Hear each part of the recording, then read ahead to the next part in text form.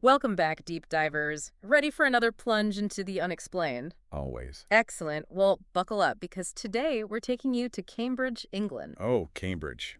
Always a good place for a mystery. You got that right.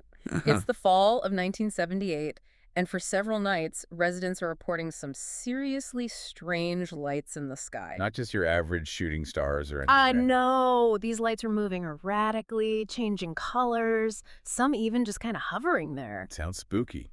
It gets even spookier.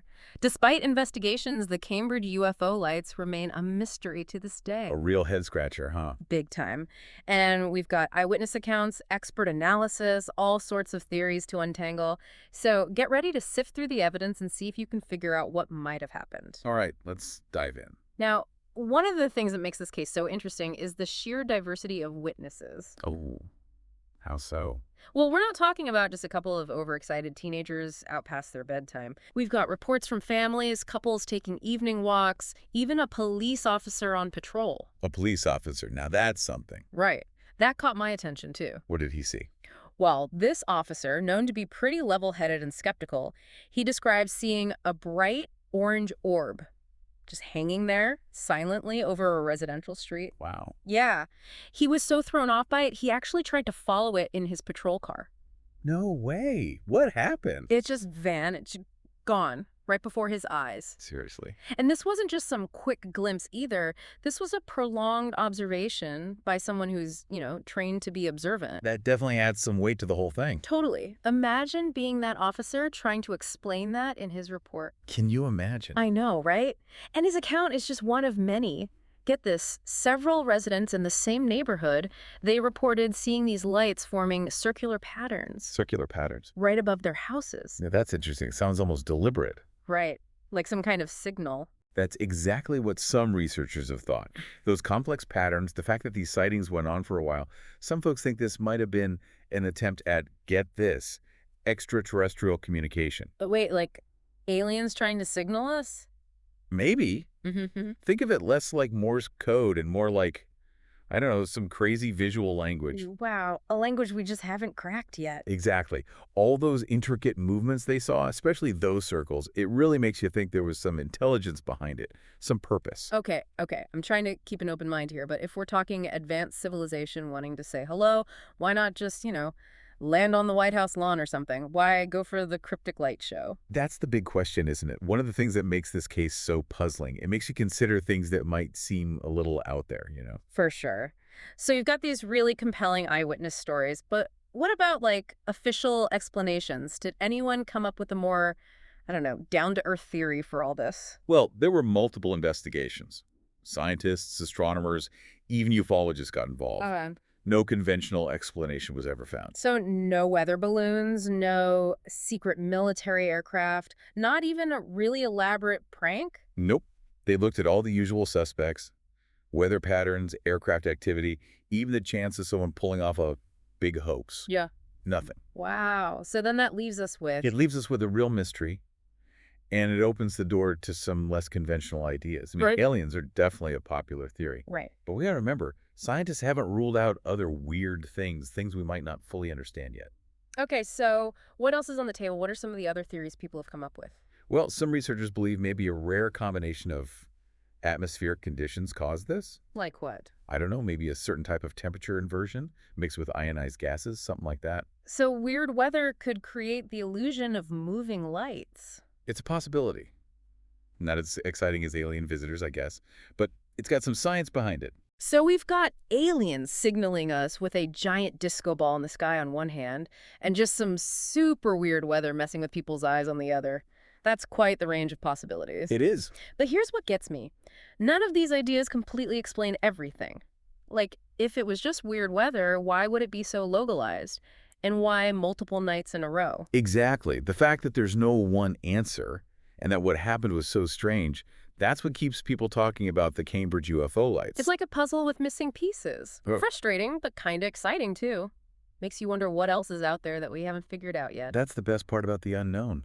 It reminds us we're still learning, still discovering, and sometimes the best questions are the ones we don't have easy answers for. It really is. And it makes you wonder how all of this went down in the media back then. You know, I love thinking about how the media spins these things. So, spill the tea. What were newspapers and TV saying about this UFO frenzy back in '78? Oh, they were having a field day. As you can imagine, the Cambridge UFO Lights, front page news, everyone was talking about it. I bet. Newspapers were packed with eyewitness accounts, those fuzzy black and white pictures you always see with UFOs, and of course all the experts weighing in. I can practically see the tabloid headlines now. Aliens invade quaint English town. Oh, for sure. Headlines like that were everywhere. But even the more serious newspapers, they couldn't resist the story either. It was a time when people were already really into UFOs. Right. This was only a few years after Spielberg's Close Encounters came out, so everyone was primed to believe, or at least be totally fascinated by, aliens coming to Earth. Exactly. It was a perfect time for a story like this to blow up. And it wasn't just the media buzzing about it. The public had some pretty strong reactions, too. What were people saying? Was it all the aliens are coming and panic in the streets? Or were people a little more, level-headed? It was a real mixed bag, actually. Showed you the whole spectrum of how people think. Some were totally freaked out, convinced the invasion was starting. Yeah. Others, they were more like awestruck. They thought the lights were a sign of something bigger than us, maybe even something divine. Mm. And then you had the folks who just wrote the whole thing off as a hoax or mass hysteria. Classic. It's interesting how stuff like this really shows you human nature. Everyone's looking at the same thing, but interpreting it in totally different ways based on their own beliefs and stuff. It really does make you think. I wonder how a similar event would be covered today, with the internet and social media and everything. Oh man, I can already picture the Twitter threads and TikTok videos going crazy. Hashtag Cambridge UFO would be trending worldwide in no time. No doubt. Do you think it would be easier to debunk sightings like this now, with all the technology we have to analyze videos and stuff? Or would social media just make it spread faster, harder to separate fact from fiction? Ooh, that's a good question. It's a double-edged sword, I think. On the one hand, we've got way more ways to investigate these things now. Fancy software to analyze images, checking eyewitness stories against radar data. We can even get much better video footage these days. But on the other hand, there's just so much information flying around all the time now at crazy speeds, Yeah. It's hard to know what to believe. It really is a challenge. Yeah. But, even if we don't have all the answers, events like the Cambridge UFO Lights still teach us something important. Like what? They remind us that there are still things out there that we just don't get, things we can't easily explain today, even with all our technology. It's a good dose of humility, for sure. Makes you realize we don't know everything. The universe still has its secrets. So we've talked about the eyewitnesses, the lack of a normal explanation, all the wild theories, the media frenzy. But what about the lasting impact? Did anything concrete come out of all this? Even though we don't have a definitive answer, the Cambridge UFO Lights actually had a big impact on UFO research as a whole. It became like a landmark case, something researchers are still studying and debating today. So it's like a cold case that ufologists are trying to crack. Yeah, kind of. The Cambridge Lights sparked new investigations. Researchers started coming up with new ways to study these unexplained things in the sky. It made them ask harder questions, consider ideas they might have dismissed before. So you'd say it was a turning point in how we approach these kinds of mysteries. Absolutely. The Cambridge case pushed people to be more rigorous, more scientific in their investigations. It led to new ways of gathering evidence, like using multiple witnesses who weren't talking to each other and carefully looking at radar data. That makes sense. It's like any science you learn from what happened before. Get better at your methods. Keep pushing the limits of what you know. Sounds like the Cambridge UFO Lights really pushed those limits. They really did. And it wasn't just scientists who were influenced. This event captured the public's imagination in a way that few other UFO sightings have. It's inspired tons of books, documentaries, even fictional stories, which just solidified its place in pop culture. No surprise there. It's got all the ingredients for a great mystery. Weird lights in the sky, a confused police officer, a whole town wondering what's going on, maybe even a little scared. Plus, that hint of aliens. It's like a real-life episode of The X-Files right there in Cambridge. It totally does. And I think that's part of why people are still so fascinated by the Cambridge UFO Lights. They represent this clash between what we know and what we don't know, a peek into something we don't fully understand. Yeah. So as we wrap up this part of our deep dive, we've covered a lot. The eyewitness accounts, the investigations that didn't really go anywhere, all the theories from the boring to the out there, the media's obsession, and the impact this case had. But I gotta ask, After all this time, are we any closer to figuring out what those lights actually were? That's the question, isn't it? The million-dollar question. And unfortunately, the answer is still out there. Despite everything we've learned, the Cambridge UFO lights remain a total enigma. So, no smoking gun, no alien gadget left behind, no absolute proof to settle the debate. Nope. And that's one of the most frustrating things about this case. We have all these people who saw something, but nothing physical to back it up. It's like they just appeared out of nowhere, put on their show, and then poof, gone without a trace. It's almost spookier that way, don't you think? The lack of evidence just makes it more mysterious. It definitely adds to the intrigue. And it makes it so hard to tell what was a real sighting and what might have been a hoax or people just misinterpreting what they saw. When there's nothing concrete, all you have are the people who were there and how we understand their stories. And in a case like this, where things could get blown out of proportion and the lines between fact and fiction get blurry, it's easy to see why people might be skeptical. But then again, what if some of these people really did see something extraordinary? Something that goes against everything we think we know, something we just can't explain yet. That's exactly the kind of question that keeps researchers and people who are just fascinated by this stuff coming back to cases like this. Just because we don't have a definite answer doesn't mean something truly unexplained didn't happen. It might just mean we don't have the tools or the knowledge to understand it yet. Maybe some future scientific discovery will happen or we'll find some new evidence, and that'll finally shed light on this enigma. True. It's good to remember that what we know is always changing, and what seems impossible today might be perfectly explainable tomorrow.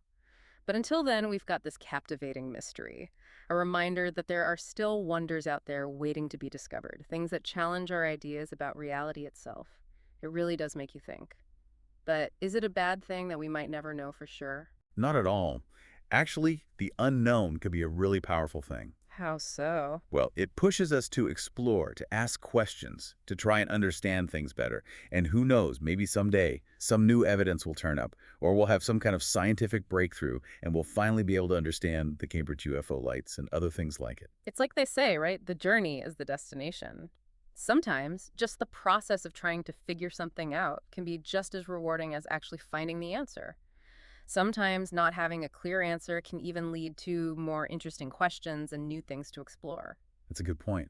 Sometimes not having an answer, is the answer, in a way. What do you mean? It tells us that there's still so much we don't know about our world, about the whole universe. And instead of being scared of that or ignoring it, we should embrace it. It definitely makes you realize how little we actually know. So, as we wrap up our deep dive into the Cambridge UFO lights, what's the big takeaway you'd want our listeners to remember? I think the most important thing we can learn from this, from all these times we come face to face with the unexplained, is to stay curious, skeptical, and open-minded. Curious enough to keep asking questions, skeptical enough to want evidence, and open-minded enough to consider things that might challenge what we think we know. It's about finding that balance between wanting real scientific answers, but also being open to the wonder of the unknown. Exactly. And I think that's what keeps these topics so interesting. They tap into something deep inside us, this desire to understand the world around us, to make sense of all the mysteries still out there. Well said. Well, folks, it looks like it's time for us to resurface from this deep dive. But before we go, I want to leave you with one last thought. What if the real legacy of the Cambridge UFO lights isn't about finding the answer, but about being okay with the mystery, about realizing just how much is still out there that we don't know, and letting that sense of wonder inspire us to keep exploring the universe? I love that.